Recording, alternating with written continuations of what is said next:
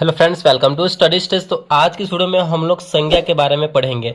संज्ञा किसे कहते हैं, संज्ञा का डिफिनेशन हिंदी में और इंग्लिश में क्या होता है और संज्ञा के कितने भेद होते हैं, इन सारी चीज़ों को हम बहुत ही सिंपल तरीके से और आसान तरीके से यहाँ पे हम पढ़ने वाले हैं। तो चलिए सबसे पहले हम संज्ञा की डिफिनेशन पता करते हैं कि संज्ञा का डिफिनेशन होता क्या, संज्ञा कहते किसे हैं। ठीक, तो यहाँ पे संज्ञा का डिफिनेशन हिंदी में हो जाएगा किसी व्यक्ति कॉमा वस्तु कॉमा स्थान या भाव के नाम को संज्ञा कहते हैं। संज्ञा कहते हैं। संज्ञा को हम लोग इंग्लिश में क्या बोलते हैं, तो नाउन बोलते हैं। तो ये तो था हमारा हिंदी में डेफिनेशन कि किसी व्यक्ति वस्तु स्थान या भाव के नाम को संज्ञा कहते हैं। इसका एग्जाम्पल भी हम लोग समझेंगे। पहले इंग्लिश में इसका डेफिनेशन समझते हैं। इंग्लिश में अगर डेफिनेशन की बात करें तो ये हो जाएगा noun is the name of a person. Noun is the name of a person, place or things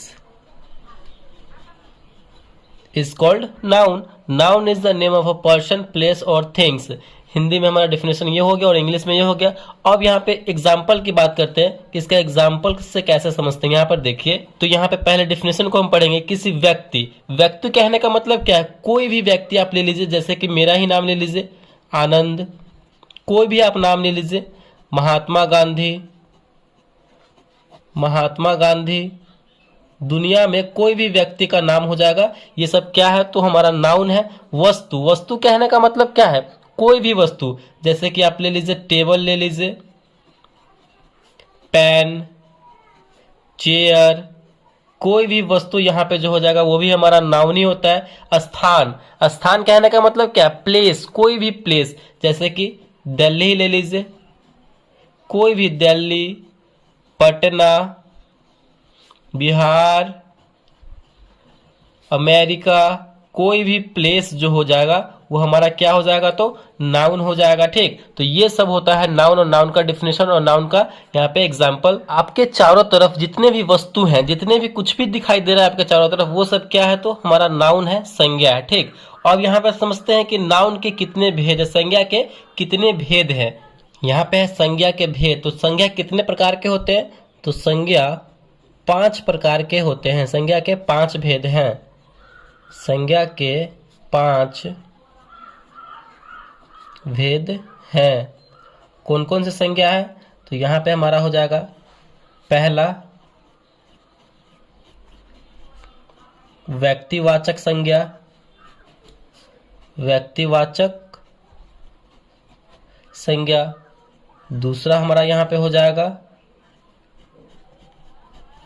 जातिवाचक संज्ञा, जातिवाचक संज्ञा। तीसरा हमारा हो जाएगा भाववाचक संज्ञा, भाववाचक संज्ञा। चौथा हो जाएगा हमारा समूहवाचक संज्ञा, समूहवाचक संज्ञा। और हमारा लास्ट हो जाएगा 5वां द्रव्यवाचक संज्ञा, द्रव्यवाचक संज्ञा।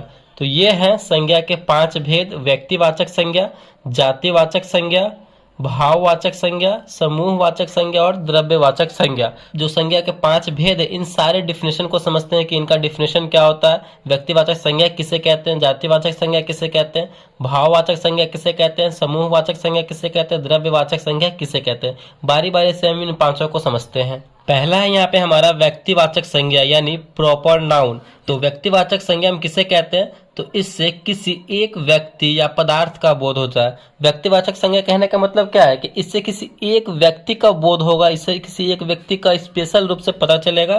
तो जैसे कि एग्जाम्पल के तौर पे अगर हम लेंगे तो वो क्या हो जाएगा, हमारा हो जाएगा यहाँ पे हिमालय। हिमालय कहने का मतलब क्या, बहुत सारा हिमालय है, हिमालय का अलग अलग नाम है, लेकिन अगर हिमालय लेते हैं तो हमारा व्यक्तिवाचक में चला आएगा, बहुत सारा हिमालय। जैसे कि अगर ले लेंगे हम गंगा, किसी एक ही व्यक्ति या पदार्थ का बोध हो रहा है कि नहीं, गंगा तो एक ही है, तो यहाँ पे एक ही व्यक्ति का बोध हो रहा है। अब जैसे कि श्री राम, श्री राम कहने का मतलब क्या है, इससे किसी एक व्यक्ति का बोध हो रहा है, स्पेशल रूप से किसी एक व्यक्ति का बोध हो रहा है। जैसे कि अब लेंगे विष्णु, तो विष्णु क्या है, कितने हैं, तो एक ही है। यानी ऐसा संज्ञा जिससे किसी एक व्यक्ति या पदार्थ का बोध हो रहा है। तो हिमालय, गंगा, श्री राम, विष्णु, ब्रह्मपुत्र, बहुत सारे एग्जाम्पल हैं, तो आप ऐसे ले सकते हैं। आई होप ये व्यक्तिवाचक संज्ञा आपको पता चल गया होगा। अब दूसरा यहाँ पे हम लोग देखते हैं